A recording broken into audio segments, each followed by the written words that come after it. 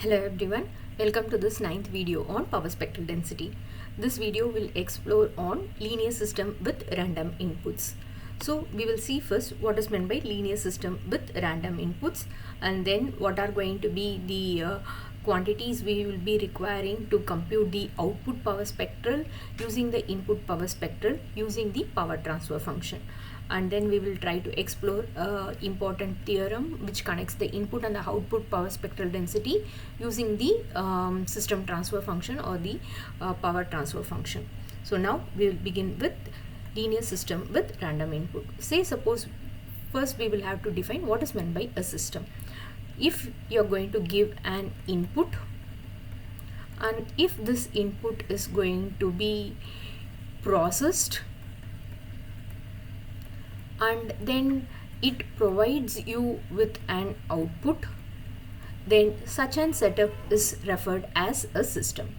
A system is one which takes an input, processes and gives you an output. Now if I am going to denote this input by x and the process be any function called as f and the output by y, then I can say that my output y can be expressed as a function of the input x. So this is how I define a system. Now if this input is going to be a power spectral density, then I will have it as Sxx, and in which case it is going to be processed. What will it produce? It will again produce an power spectral density. And how will this output power spectral density be denoted as? It will be denoted as Syy. So if you are going to provide the system with Sxx, what does it provides you back with? It provides you back with Syy. How does it do? It processes the input and then it provides you the output. So this processing function can be different for each different system. And now coming to the random part. If the input is not going to be deterministic in nature, that is not, you are not able to say this is going to be at a t equal to 1 second this will be my input, at t equal to 2 seconds this will be my input, but the input keeps on changing. It is not going to be deterministic but it is going to be probabilistic in nature, then you call it with a system with a random input. Now coming to the part of linear, why do you call a function to be linear? Whenever you have f of a1 x1 of t plus a2 x2 of t to be defined as a1 f of x1 of t plus a2 f of x2 of t. If the expression of this function as a split function of this part is going to be possible, then you call the system to be linear. So for linearity you have the function of a1 x1 of t.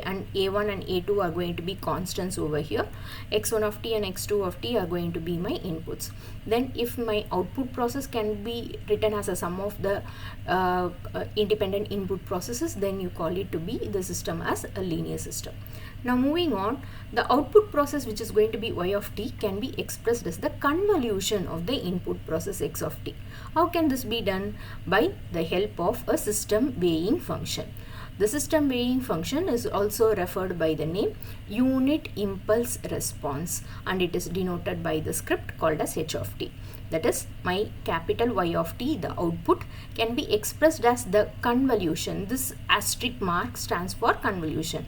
Convolution of unit impulse response h of t, convolution the input process your x of t. Now how is this h of t important to us? This is important in defining an important quantity called as system transfer function. What is the system transfer function? You define this system transfer function to be the format h of omega, which is the Fourier transform of my unit impulse response. So for this unit impulse response h of t, if I am going to take the Fourier of it, f, then you call it to be a system transfer function. Why is this and now how I can refine the Fourier as integral from minus infinity to infinity? Your input is here. Since it is positive Fourier, you have a negative sign over here, in which way you can remember the formula and so on. So in how this system transfer function is going to help us, now as we saw in the block diagram, you have an input, there is going to be a processor, and then it processes and gives you an output. So I have an SXX, I need, or I will be getting an SYY. What is going to be processed over here is the one which we refer by h of omega. So what do we do is, I have an SXX, I have it to be processed with h of omega, and I get this as my output SYY. Now this format of the input process output can be defined by means of a theorem which is going to be of practical importance to us, which is given by Sy of omega is modulus of h of omega the whole square into Sxx of omega. So the output can be expressed as the product of the input and the system transfer functions modulus the whole square. So when you are doing this, is going to be the process. So the process into the input is going to give you the output. So this is going to be one formula we are going to memorize and then apply it to our problems, which is going to be of part C problems. So moving directly to the problem, we have a WSS process x of t is the input to a linear system with impulse response h of t, which is given by 2 e power minus 7t into u of t, where u of t is the unit step function, and the autocorrelation function is provided as rxx of tau is e power minus 4 times mod tau. We will have to find the power spectral density of the output process y of t. So as such, what we want is the power spectral density S. So of what? Y. So I want SYY. So I am determined in finding SYY of omega. And my SYY of omega depends on two quantities now. What are they? One is going to be h of t and the other one is going to be my autocorrelation function. So what do I know about connecting all these three components? I know that Syy of omega is modulus of h of omega the whole square into Sxx of omega. So there are going to be two components which is going to be required over here. One is going to be h of omega, which can be got from our h of t. The other one is going to be Sxx of omega, which can be got from our Rxx of tau. So we will move on step by step. The first step or step 1 is to pen down the formula. Okay, so first have the habit of writing the formula. Syy of omega is mod h of omega the whole square into Sxx of omega. Now our step 2. What is our step 2? Let me compute what is going to be my h of omega. So we will see h of omega as the Fourier of f of t.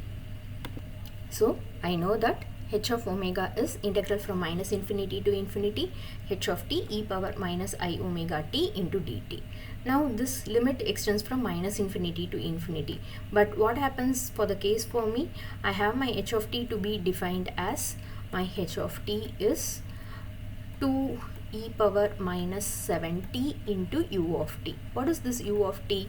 This u of t is going to be unit step function. What is the speciality of this unit step function? This unit step function is going to take the value of 1 for t greater than or equal to 0 and 0 elsewhere. So when our t is going to be greater than or equal to 1, this value over here becomes equal to 1. So obviously my h of t, unit impulse response, will now become 2 e power minus 7t times of 1. When will this happen? Whenever I have t to be greater than or equal to 0. What happens in the other case? This will be multiplied with 0 and so the entire function vanishes. So I now consider this limit for my integration for t greater than or equal to 0. So I have this as integral from t varying from 0 to infinity h of t, which is the input. What is the input? 2 e power minus 7t, and then you have in the formula e power minus I omega t, and then this has to be integrated with respect to dt. We need to keep in mind or recollect the hints which we have learned from video number 1 to 4. So whenever the base is going to be exponential, then we can club them easily as, so 2 constant 0 to infinity e to the power of, so let me club this as e power a into e power b is e power a plus b. So this becomes minus 7t minus I omega t into dt. So this is my rule or hint number 1. Hint number 2. Whenever I have infinity as my limit over here, then I will have to keep minus sign outside my exponential so that e power minus infinity turns out as 0. So following this hint, what do I do is I take this minus sign outside, so leaving me with 7 I omega times t. This has to be negative, hence this has to be positive. So minus 7t minus I omega t into dt. So this is my quantity. Now let me integrate it. E power a theta on integration is e power a theta divided by a. So this gives me e power minus 7 plus I omega times t divided by minus 7 plus I omega. Now apply it between the limits 0 to infinity. When your t takes the upper limit infinity, what will happen? You have a minus sign here, so it becomes minus infinity. What do you know about e power minus infinity? So e power minus infinity will move towards 0. So there will be no upper limit for us. There will be only a lower limit that exists. And about the lower limit, now t takes the lower limit to be 0. What is e to the power of 0? E power 0 makes it as 1. So what you will have is 2 times of upper limit is 0 minus lower limit e power 0 makes it as 1 divided by minus 7 plus I omega. So now this gives me minus sign cancels off, so leaving you with 7 plus I omega. So what we have for h of omega is going to be equal to, my h of omega is going to be equal to 2 by 7 plus I omega. Now my step 3. What I want is modulus of h of omega the whole square. Refer to your formula, modulus of h of omega the whole square. H of omega has been got. So now I need to take the modulus of it. So whenever I have a complex number a plus ib, the modulus of the complex number is given as root over a square plus b square, that is real part square plus imaginary part square. So what will happen over here? I am going to take modulus of h of omega as 2 divided by 7 plus I omega. Modulus of a real number is going to be the same real number. Real number doesn't get changed by the modulus, so it becomes 2. And what about the denominator? It becomes modulus of 7 plus I omega, which is a complex number. So I will have this as root over real part square, so it is 7 square plus imaginary part square. Imaginary part square is omega square. Keep in mind, whenever you say imaginary part, it is the quantity attached with I. Don't take this I, square it and write this as minus sign. That is a mistake. So keep in mind, caution, don't take your I. Imaginary part is the element attached with I. So you will have just omega square over here, not I square. Don't take an I square and make this plus as minus sign. Now the next step is h of omega the whole square. Whole square is there. So you have to square this data. When you square this data, what will happen? 2 square will make it as 4 divided by root over will the whole square. Root and square cancels off, leaving you with 7 square plus omega square. So that becomes 4 divided by 49 plus omega square. So my step 3 is over. Now moving on, I will have step 4. What is going to be my step 4? I want to compute the second part of the relationship. What is it? Sxx of omega. So I will have to compute Sxx of omega using my Rxx of tau. So what is the relationship that connects my Sxx of omega with Rxx of tau? Here I recollect the formula. Sxx of omega is minus infinity to infinity Rxx of tau e power minus I omega tau mod tau. Okay, because I know that my Sxx of omega is going to be equal to Fourier of your Rxx of tau. So the Fourier formula is Rxx of tau e power minus I omega tau d tau. Now take the input minus infinity to infinity. What has been given as your Rxx of tau? E power minus 4 times modulus of tau. So this has been given to us as input e power minus 4 times modulus of tau. So now this has to be multiplied with e power minus I omega tau into d tau. Now this is going to be exponential, this is going to be exponential, so I can club both of them. Minus infinity to infinity e power minus 4 into modulus of tau minus I omega tau d tau. This is using my hint number 1. Whenever base is going to be e, you can club them. Now coming to my second hint, the second hint is that whenever we have modulus over here, the interval minus infinity to infinity cannot behave the same, tau does not behave the same in both minus infinity to infinity. What happens? Modulus tau in the interval minus infinity to infinity, between this minus infinity to 0 it is going to be negative, and 0 to infinity it is going to be positive. So the idea or the hint given to us was split this into minus infinity to 0 e power minus 4 into modulus of tau minus I omega tau d tau, plus the second limit 0 to infinity e power minus 4 into modulus of tau minus I omega tau d tau. So hint number 1, base same, club them. Hint number 2, when you have modulus minus infinity to be split as 2 portions and then done. Now what we know about this quantity, tau is going to be negative in this zone. So what happens over here in this zone, tau has to be replaced as minus tau. So this tau will be replaced as minus tau. Now in the second zone, between 0 to infinity, tau is going to behave in a positive manner. So what will happen? My tau over here, modulus of tau will be replaced as positive tau over here. So minus of minus makes it as plus, minus of this plus makes it as minus. So we can rewrite our statement in the next page as integral minus infinity to 0 e power minus 4 into minus tau, because tau is going to take negative value, minus I omega tau d tau. Okay, so this is going to be my first part. Second part is plus 0 to infinity e power minus 4, tau becomes positive, minus I omega tau d tau. So this is going to be my quantity.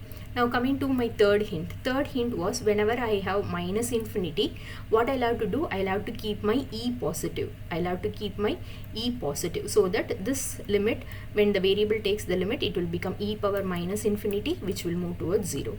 So what I am going to do is minus infinity to 0, I am going to take e positive. So when I take tau to be positive tau outside, this will become minus of minus plus 4 minus I omega times tau. So 4 tau minus I omega tau into d tau. Now for the second case, whenever you have the limit to be positive infinity, take a negative sign outside, so that e power minus infinity turns out as 0. So in my second zone, what I am going to do is I am going to take minus tau outside, so this becomes 4, minus of minus will become plus I omega times d tau, in which case on integration you have e power tau 4 minus I omega divided by 4 minus I omega, the constant, applied between the limits 0 and minus infinity.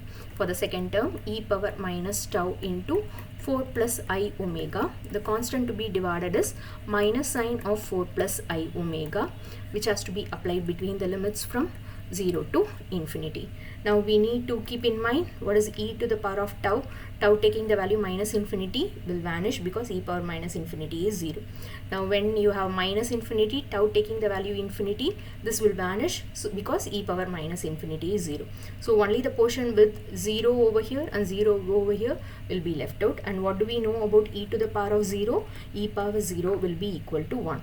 So upper limit will be 1 divided by 4 minus I omega for my first term, and for the second term upper limit minus the lower limit, minus of minus will become plus, so this will become plus 1 divided by 4 plus I omega. So this is going to be my second term. So now let me take the LCM, which is going to be 4 minus I omega into 4 plus I omega. So cross multiplying 4 plus I omega plus 4 minus I omega, plus I and minus I cancels off. 4 plus 4 makes it as 8 divided by. Now this is of the format a minus b into a plus b, which can be written as a square minus b square. So this becomes 4 square minus I omega the whole square. So 4 square is 16 minus I square omega square. What do we know about I square? I square is minus 1, minus of minus makes it as plus. So 16 plus omega square. So this becomes 16 plus omega square. So I have got the value for my s x of omega. That is going to be my step number 4. Step number 5, put everything back in your formula required.